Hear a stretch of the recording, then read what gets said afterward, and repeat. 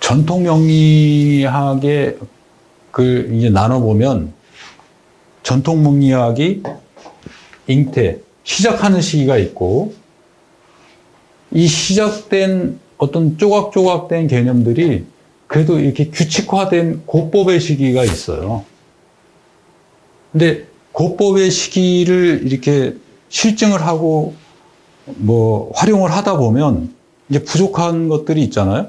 그걸 또 채우는 천재들이 나타나는 새로운 이론들을 정립한 게 근법. 지금 쓰는 법, 지금이라는 뜻이죠. 지금 쓰는 법을 기초로 닦았다 이런 시기가 되고 요 기초를 가지고 약간 심화시킨 시기가 또 있어요. 심화시킨 시기. 그래서 이건 전통 명리학의 시기라고 하고 요 심화된 이론을 바탕으로 새롭게 도출된 걸 현대 명리학 이렇게 얘기하는데 그러면 이제 이렇게 볼 수 있을 것 같아요. 이론들이 이렇게 발전돼 왔는데 사실은 이제 지구라는 환경이 항상 그 자리에 있지는 않거든요. 우리가 느끼지 못할 뿐이지 현재. 그래서 이제 현대 과학에서도 보면 지구의 자전 속도도 옛날에는 이게 6시간 이렇게 됐었다고 그래요. 초기에는. 근데 이제 점차적으로 지금 이제 24시간이 됐잖아요. 그것처럼 속도가 점점 느려지는 거죠. 그런 차이가 분명히 있거든요. 또 우리가 옛날에 보는 북극성과 지금 보는 북극성이 똑같지는 않아요. 그게 전체 지구의 자전축이나 속도나 이런 것들이 변화하면서 북극성의 별자리도 조금씩 변하고 있거든요. 그건 현대 천체 물리학에서도 살펴보시면 맞을 겁니다. 그래서 그런 것들, 이 관법들도 이렇게 이해하시면 될 것 같아요. 이 시기에는 이 관법이 맞았고 이 시기에는 그 시대의 관법이 맞은 거예요. 그래서 만약에 이제 옛날에 신라시대에 우리가 지금 있는, 제가 이 와이셔츠를 입고 신라시대에 간다 그러면 저는 모든 사람의 주목을 받을 겁니다. 또 지금 시대에 신라시대의 옷을 입고 있는 친구가 나타난다면 또 마찬가지로 주목을 받겠죠. 틀리다고. 그래서 잘 맞지 않는 거거든요. 그래서 이 시대의 지혜가 부족해서 안 맞는다 이렇게 생각하기보다 음양오행이라는 것은 변화하지 않지만 음양오행이라는 것은 가장 기본적인 범주이기 때문에 이것은 우주가 멸망하지 않는 한 변화하지 않지만 이 음양오행이 나타나는 변화는 좀 다르게 해석된다 이렇게 보면 될 것 같아요. 이게 이제 큰 범주로 보면 이 음의 시기가 있을 거고 양의 시기가 큰 시간이 있을 거 아니에요.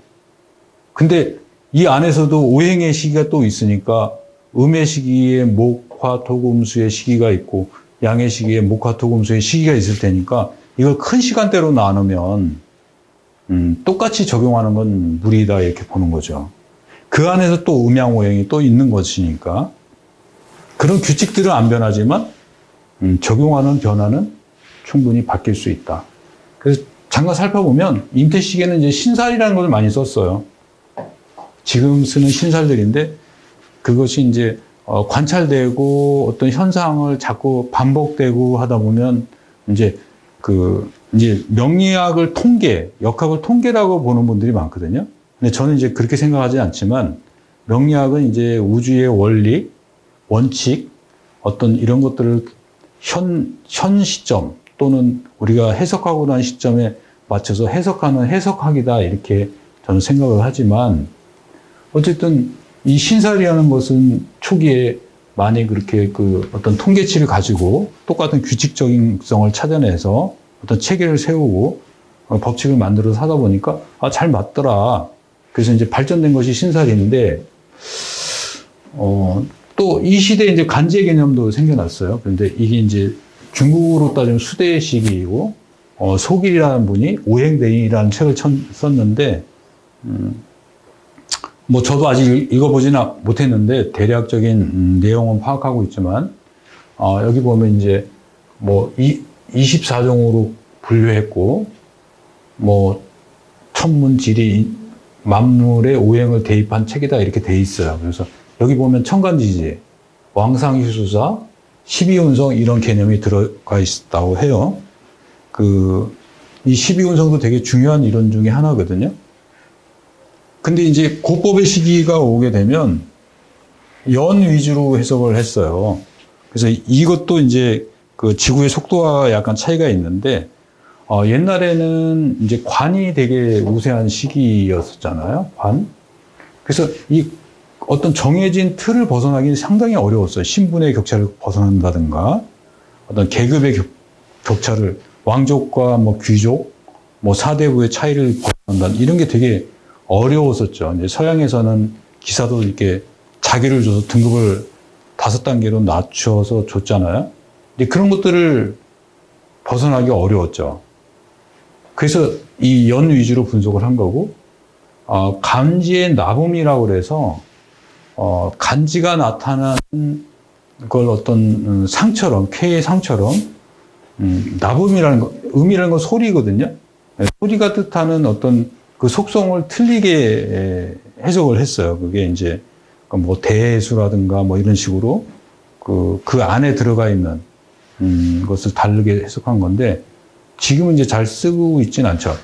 그 다음에 이제 상으로 해석하는 천지인, 이게 이제 당나라 때, 이때 이제 이허중이라는 분이 되게 뛰어난 분인가 봐요. 그래서 이허중명사라는 이허중의 명을 해석하는 책이다, 뭐 이런 뜻이죠.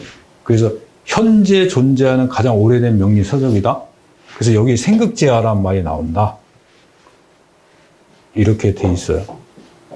그래서 뭐 이거를 이제 뭐 명리학을 박사과정이나 이렇게 학술적으로 연구하시는 분들은 필요할 수 있겠죠, 깊게.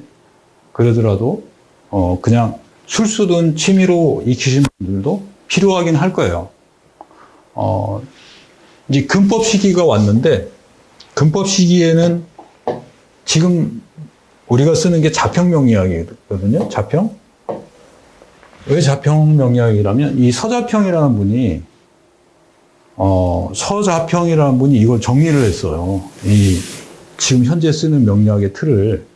그래서 그냥 줄여서 자평명리학 이렇게 얘기를 하는데 오행 위주로 해석을 했고, 또 이게 이제 명리가 연 위주로 하다가 태월이라고 그래서 잉태한 월. 그러니까 출산을 하면 10달 만에 나오잖아요. 근데 첫 수태했을 때의 월. 이것도 되게 중요하게 본 거예요.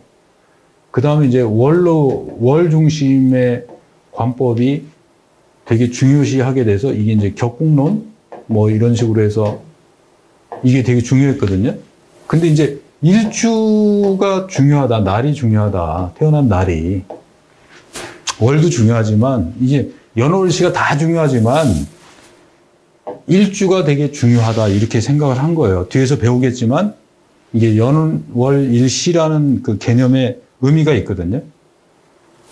그래서 이렇게 보기 시작한 게 이제 이때 시기다 이거죠.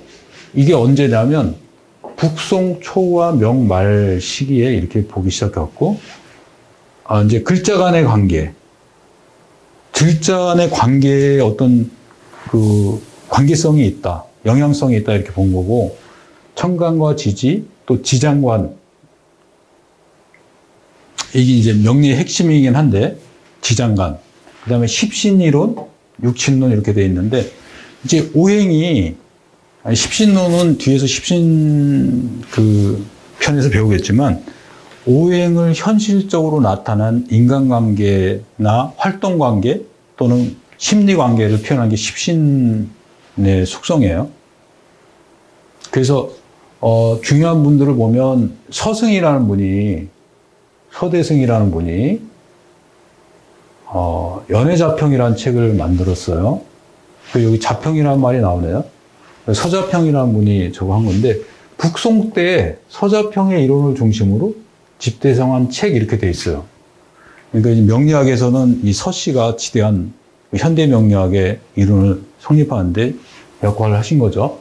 그래서 이때 이제 사주명리의 기본적인 이론 틀이 이제 정립된 거예요. 그래서 이게 되게 중요한 시기다. 그래서 이걸 지금이란 뜻이거든요. 금법, 지금 쓰는 법, 금법의 시기다 이렇게 분류를 했고